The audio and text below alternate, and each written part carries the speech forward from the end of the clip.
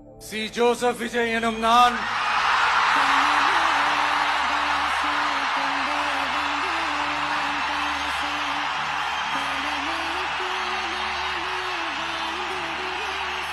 சட்டப்படி அமைக்கப்பெற்ற இந்திய அரசியல் அமைப்பின்பால்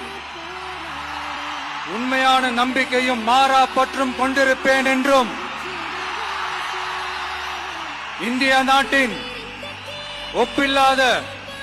முழு முதல் ஆட்சியையும் ஒருமையையும் நிலைநிறுத்துவேன் என்றும் தமிழ்நாட்டு அரசின் முதலமைச்சராக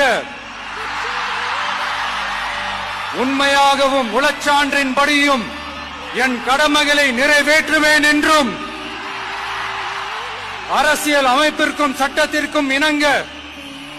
அச்சமும் ஒருதலை சார்பும் இன்றி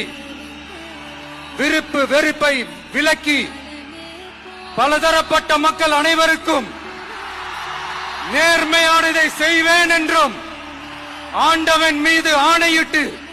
உறுதிமொழிகிறேன்.